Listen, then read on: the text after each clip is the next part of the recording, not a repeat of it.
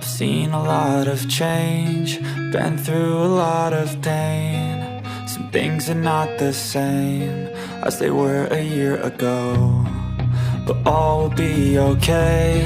I move on each and every day. The past is where it stays, way back a year ago.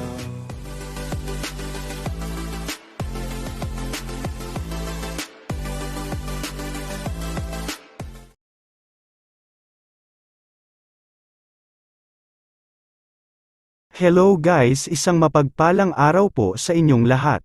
Narito pong muli ang inyong lingkod, Anime Reactors TV.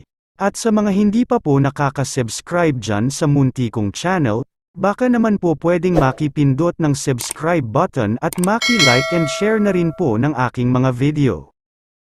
At wag din po nating kakalimutang patuloy na suportahan ang ama ng Kalingap na si Kuya Val Santos Matubang, Ate Edna Vlog at Kalingap Rab. Ganun din po ang mga Kalingap Charity Vlogger at mga Kalingap Reactors para makatulong din sila sa mga programa ng Kalingap. At maging ang mag-amang ka-business official at Papa Dins TV. For today's video po ay kilalanin o baliktanaw lang po tayo kung paano natin nakilala ang minamahal nating si Erica. Bago pa man po siya na scout ni Roel of Malalag, ay sumasali na sa beauty contest itong si Erica. I've seen a lot of change, been through a lot of pain.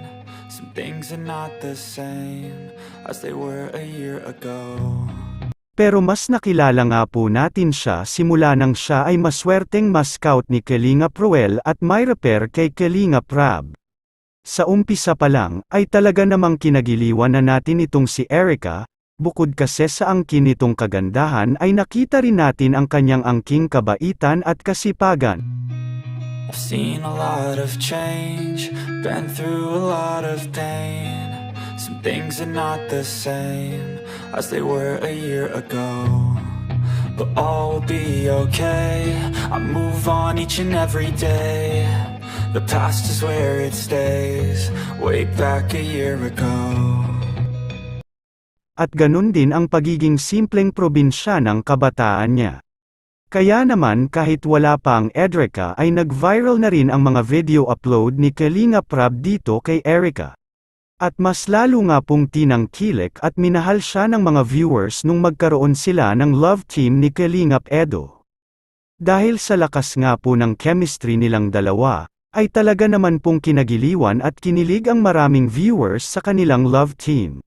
At kasabay ng pagsikat niya bilang isa sa Kalingap Angels, ay inulan din ito ng biyaya galing sa Kalingap at sa sponsor. At may isang bigating sponsor nga po ang talaga namang labis na natuwa sa magagandang katangian ng ating bida, at ang sponsor nga pong ito ay si Mr. June A. Pinadalhan nga po niya si Erica ng napakadaming blessing, mula sa pinansyal, balikbayan boxes at ang pangarap nga ng karamihan na iPhone 14. At maging ang lupa at bahay na ipapatayo kay Erica ay sagot din ni Mr. June A. Pero kasabay ng pag-ulan ng biyaya, ay inulan din ang ating bida ng basher mula sa kabilang team na sumusuporta naman sa dating ipinartner kay Kalingap Edo. At naglabas sila ng mga mapanirang isyu laban kay Erica. Pero sa kabila ng lahat ng yan ay nanatiling tahimik ang ating bida kahit na nga siya ay sobrang nasasaktan na. Kaya minabuti na ni Kalingap Rab at Kuya Val Santos Matubang na gumawa ng aksyon hinggil dito. Pero sa kabila ng lahat ng hindi magagandang issue laban kay Erica, ay patuloy at mas lalo pa natin siyang hinangaan. At ang isang ang patunay dito ay ang sobrang malaking views ng premiere ni Kalingap Rab sa idinaos na birthday party ni Erica nung nakaraan, at patuloy ding nagba-viral ang mga upload video ng bawat vlogger patungkol sa kanya. I've seen a lot of change, been through a lot of pain. Some things are not the same as they were a year ago, but all will be okay. I move on each and every day. The past is where it stays, way back a year ago.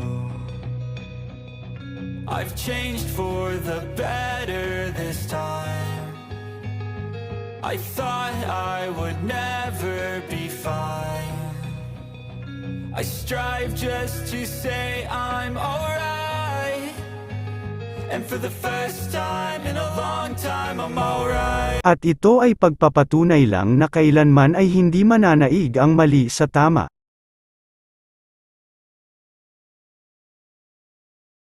Paano po hanggang dito na lang muna ulit po, at maraming thank you po sa patuloy na sumusuporta at nanonood sa aking mga video. At sa mga hindi pa po nakaka-subscribe dyan, ay baka naman po pwedeng makipindot ng subscribe button at maki-like and share na rin po ng aking mga video.